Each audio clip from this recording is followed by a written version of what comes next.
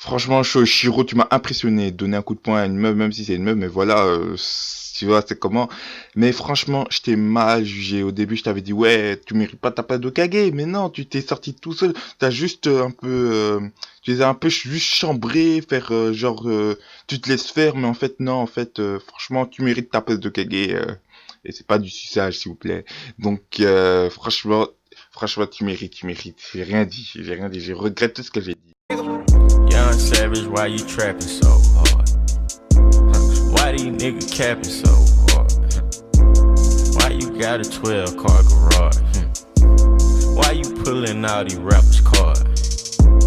Cuddy nigga. Hi Omina, j'espère que vous allez bien. Moi sur ce ça va super bien. Donc aujourd'hui on se retrouve sur l'épisode 30. Donc comment j'ai trouvé l'épisode? Ben assez badass, tu vois.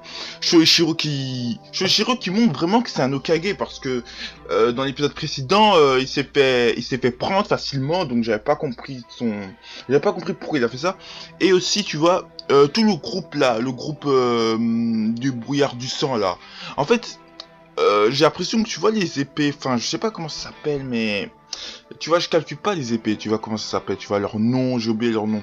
Eh ben, tu vois, par exemple, le type avec la coupe afro, eh ben, tu vois, quand il manie l'arme, on dirait, tu vois, quand Zabuza il maniait l'arme pendant la Grande Guerre, tu vois, elle était plus puissante, mais j'ai l'impression que quand ces d'autres personnes, elle est moins puissante, ou soit parce qu'ils ont retiré quelque chose, ou parce qu'ils ont retiré, parce que, par exemple, comme l'épée de Killer Bee, là, de Kizame, il avait l'épée là de requin.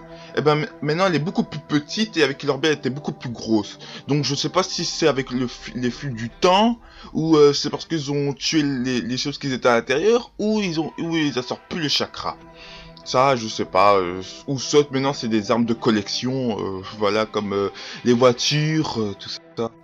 Jusque là j'étais impressionné, le copiage de Jutsu, franchement ça me rappelle Kakashi. Tu vois Kakashi contre non, Kakashi contre Zabuza quand il a fait le Suiton des mois que, puis Kakashi contre Guren des mois. Ah, je me rappelle plus, mais bon.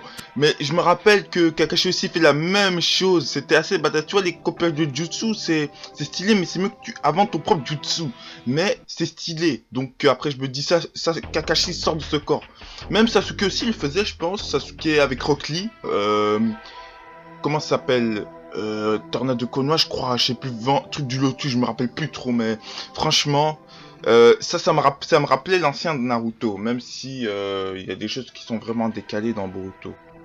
Oh, le mec avec des branchies, il me saoule depuis l'épisode 30, il me saoule. Oh là là là là là là là là.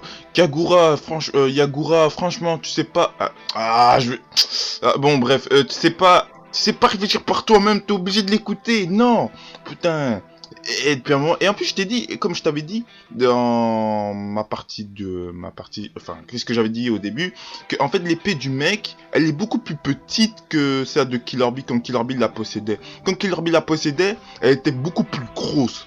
Et là, elle est beaucoup plus petite, soit parce qu'ils ont tué le monstre à l'intérieur, ça je sais pas, ou soit voilà, c'est un objet de collection. Mais franchement, le type qui manipule Yagura, Kagura, oh, je sais pas leur nom, mais franchement.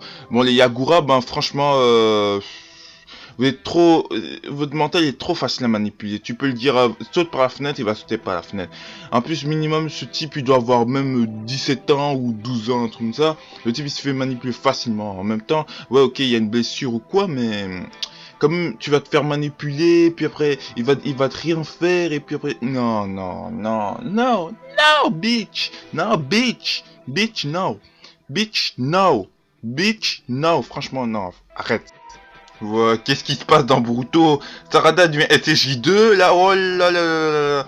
Donc maintenant ils ont la faculté de se transformer en Super Saiyan 2. Non mais c'est juste en fait tu vois l'effet des éclairs qui me dit SSJ2 tu vois. Parce que là ça va loin mais non. Et puis après ce sera quoi multicolore non mais bon encore Boruto sont encore crédibles sur les transformations. Mais là SSJ2 avec les éclairs ça me fait trop penser à SSJ2 ou SJ3 avec les éclairs, c'est juste les éclairs qu'ils émettent de leur corps qui me fait penser à la transformation SJ2 de Goku ou de Vegeta ou de Sangohan si tu veux. C'est ça qui me fait penser à ça. Ah, Imawabe, il arrive et tout. Moi, j'étais content, j'étais comme apprécié, mais quand, tu vois, il a sorti l'espèce de sabre, là, je me suis posé des questions. Est-ce qu'il a déjà sorti dans les anciens épisodes, ou soit je l'ai jamais remarqué? Parce que j'ai jamais remarqué qu'il avait un sabre sur lui, en dessous. Donc voilà. Et après, tu vois, le mec, il se suicide, tu vois, il se fait un auto-suicide. Mais putain, mais franchement, franchement, les ninjas, vous abusez. Vous faites des armes où il y a des parchemins explosifs. Obligé, tu vas mourir au suicide. Ah non, mais non, jusque là, le type, il sait très bien qu'il a une arme comme ça, mais il va aller jusqu'au suicide. Donc, s'il est mort, il pour lui, hein, mais il s'est sacrifié pour rien, franchement. Il s'est sacrifié pour rien. Pour rien, moi je te dis, mais c'est la vérité. À quoi ça sert de se suicider, franchement? Là, j'ai kiffé le retournement de situation de Sarada. Tu vois, Sarada, elle a fait genre et tout que elle était morte pour faire croire son adversaire, mais en fait, c'était qu'une illusion grâce au Sharingan qu'elle a fait. Elle a profité de la tension de son adversaire pour tu vois, l'affaiblir, tu vois, genre, elle a profité du bon moment pour faire son illusion, quoi. Et elle était dans l'illusion, quoi. Et ben ça, c'était un super retournement de situation. Et franchement, j'ai kiffé ce retournement de situation. Et en plus, c'était bien logique. En plus, elle s'est pas rendue compte, hein, la meuf. Elle s'est pas rendue compte, hein. Elle était là en train de se dire, ouais. Maintenant, je l'ai battu, c'est bon, allez, là, je sais pas quoi. Donc, tu vois, ça prouve qu'il faut jamais sous-estimer les ninjas de Konoha, tu vois. Jamais. Et donc voilà, nous finissons avec cette vidéo. N'oublie pas de me mettre ton pouce bleu et ton raisonnement, ça me fait extrêmement plaisir comme d'habitude. Suis-moi sur les réseaux sociaux. Instagram, je suis toujours actif, je publie des vidéos, des photos, des vidéos, bon après, n'importe. Sur Twitter, je suis moins là, je suis moins présent, donc voilà. Donc on va faire une petite pub pour un poteau. Donc il y a un poteau qui m'a aidé pour crack Sony Vega, mais moi je sais pas utiliser Sony Vega. Donc, mais il est super gentil, Et en plus il fait des vidéos avec avec un avatar qui parle, c'est assez chouette, assez bien. En plus il fait des lives aussi, il fait des lives de manga, genre en plus il a les droits, donc il fait des lives, allez voir. Moi je vous laisse en description son lien. N'oubliez pas d'aller suivre la chaîne de mes potos, Lisa Creative et Tracer. Et j'ai oublié le nom de truc. Mais de toute façon tout sera en description. Donc sur ce, moi je te dis allez, tchané, et on se retrouve pour une nouvelle vidéo. Chichichi. Still in the desert, I got sand like 1,000 back plus the Taliban. That's my gang.